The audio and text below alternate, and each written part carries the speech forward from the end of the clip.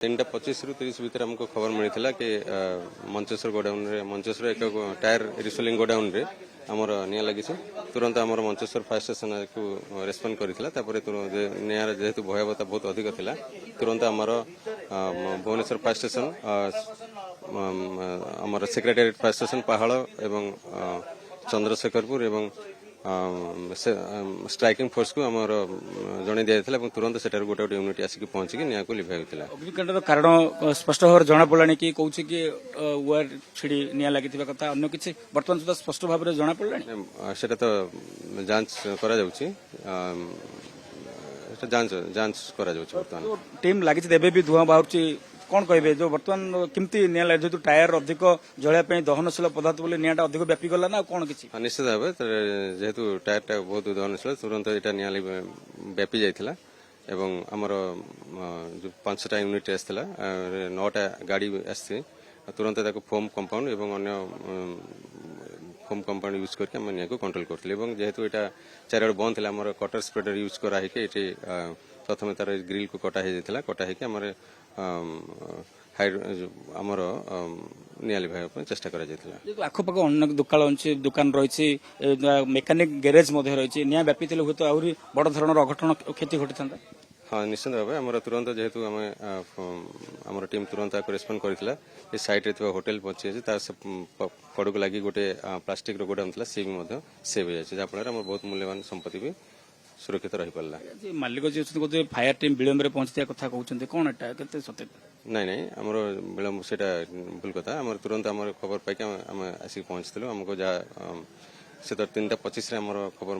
दिया आम स्टेशन को तुरंत 10-15 मिनट भितर आम 10 मिनट भितर आसिक पहुंची निहत भाव में जी मालिक अच्छा प्रतिक्रिया ना आप देखुं कि भाव में आखपाख अंचल अनेक होटेल रही टायर दुकान रही गैरेज रही मेकानिक रही मालिक जी अच्छा आम प्रतिक्रिया ना कि भाव में जिते निया लगे कि तार पदक्षेप ने कौन जेहेतु कहते बर्तमान से सर केतबेले निया लगी कौन केमती देखुं जो भाव में आप लक्षाधिक टंकार टायर रिसोलिंग पोड़ी पाउंस हो जाए 3:40 खबर पाइलु सर 3:40 राति 3:40 3टार निया लगी शुणा पार्लु जा 3:40 आम आसी जस्ट स्पॉट उपर पहुंचलु दुकान पाखे फायर टीम गोटे गाड़ी आसला गोटे गाड़ी मारला पानी कौन सरीगला पछर आसला केते कौन आप रिसोलिंग टायर थिला टायर कौन सब रही कौन सब को कंपनी टायर साइज माने ट्रक ट्रैक्टर सब ऑल वेराइटी टायर माने केते टंकार कौन संपत्ति नष्ट होइतिबा above 1 crore above machinery with compressor दुईटी दुकान पाउंस हो जाए पोड़ी पाउंस हो जाए कौन केते स्क्वायर फुट कौन जगह थिला 2200 square foot total area total 2200 square foot ଆପଣ କହୁଛନ୍ତି ଯେ ଦମକଳ ବାହିନୀ ବିଳମ୍ବରେ ଆସିଥିଲା ବୋଲି କହୁଛନ୍ତି କଣ ମାନେ ସେତେବେଳେ କହୁଥିଲେ ଜାଣିନୁ ଗୋଟେ ଗାଡି ଆସିଥିଲା ଫାଷ୍ଟ ତାର ପାଣି ଅଲରେଡି ସରିଗଲା ତାପରେ ନେକ୍ସଟ ଆଉ 3ଟା ନା 4ଟା ଗାଡି ପରେ ଆସିଲେ ଆଉ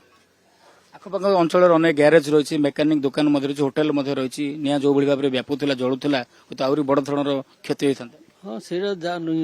ଦମକଳ ଆସିକି କିଛିଟା ସେଭ୍ କରିଛି कौन लगे कि आखपाख लोक दुकानी किसी पचारे जानी बुझे किसी बुझाबुझी है आम तो बर्तमान स्पॉट पर अच्छु पचरा पचरी कराई पचार आप शुणुले प्रतिक्रिया आगे आप पड़ोसार होटेल अच्छे केत खबर पाइले पिला कथबार्ता होते आप कर्मचारी सहित कौन कहले कर्मचारी फोन कले जल्दी निया लगी जाए कारटा केमती बाहर करिया जल्दी आस मु सर जीजीबी रु मत 10 मिनिट लगी आसिया आइला बेलू पछकड़ फायर वाला सांगे सांगे आसी पहुंची गले पछकू गोटे गाड़ी देले मुझे सार गोटे गाड़ी आगू दिंतु ना सटर सब नाली पड़गला आगू गोटे गाड़ी दिंतु निहाती से सार भी गाड़ी गोटाए देले फोम गाड़ी आ गोटाए 4-5टा गाड़ी थाना भी फोन आसला मो पाखु मुझे सार 5टा खंडे गाड़ी मगातु एका ना कंट्रोल कर टायर गोदाम टा ना मोर सर से कांथ फांथ जहाँ खाली पड़ी पड़ी जाए टीवी पाख भांगी जाए होटेल कर्मचारी किए सब थे स्टाफ 4-5 जन थे सी मत फोन कले मुझे तो 10 मिनिट लगे 6-7 मिनिट भितर आसी पहुंची गली जीबी रू एठिक ଆପଣ ଶୁଣିଥିଲେ ଯୋଉଭଳି ଭାବରେ ଯେ କି ପଡୋଶୀ ହୋଟେଲ କର୍ମଚାରୀ ଜଣଙ୍କ କହିବା କଥା ନିଆଁ ଲାଗିଲା ପରେ କିଭଳି ଭାବରେ ହୁତୁ ହୁତୁ ନିଆଁ ଜଳୁଥିଲା କାରଣ ଯେହେତୁ ଟାୟାର ଦୋକାନ ରହିଛି ନିଆଁକୁ ଲାଗିବାକୁ ଆହୁରି ତାର ବାଟ କଡେ ନେଉଥିଲା ନିଆଁର ମାତ୍ରା ଏତେ ଥିଲା ଯେ ଯୋଉଭଳି ଭାବରେ ବର୍ତ୍ତମାନ ଏବେ ବି ଦେଖିବେ କି ଧୂଆଁ ବାହାରୁଛି ନିଆଁ ବାହାରୁଛି ଆମେ ଯିଏ ଅଛନ୍ତି ମଞ୍ଚେଶ୍ୱର ଫାୟାର ଷ୍ଟେସନ ଅଫିସର ଯିଏ ଇନଚାର୍ଜ ଅଛନ୍ତି ଆଜ୍ଞା ଚିନ୍ମୟ ବାବୁ ବର୍ତ୍ତମାନ ଯେତେବେଳେ ନିଆଁ ଲାଗିଲା କଲ୍ ଫାଇଲ ଆସିଲେ ତ କେମିତି କଣ ଅପରେସନ ଥିଲା ଆଉ ବର୍ତ୍ତମାନ ସମ୍ପୂର୍ଣ୍ଣ ଭାବରେ ନିଆଁ ଲିଭିଲାଣି ନା ଆହୁରି ଏବେ ବି ଆପଣଙ୍କ ଫାୟାର ଟିମ୍ ନିୟୋଜିତ ଅଛନ୍ତି ଆମର ସମ୍ପୂର୍ଣ୍ଣ ଭାବରେ ନିଆଁକୁ ଆୟତ୍ତ କରିସାରିଲୁଣି ବର୍ତ୍ତମାନ କେବଳ ଧୂଆଁ ଅଛି ଆଉ ଆମେ ଠିକ୍ ସମୟରେ ଆସି ପହଞ୍ଚିଥିଲୁ ଆମର Mancheswar fire station fast attend କରିଥିଲା ଏବଂ ଆମର ଫାୟାର ବ୍ରିଗେଡ ମାନେ ଫୋମ୍ ସ୍ପ୍ରେ କରିଥିଲେ ଟାୟାରକୁ ଦୃଷ୍ଟିରେ ରଖିକି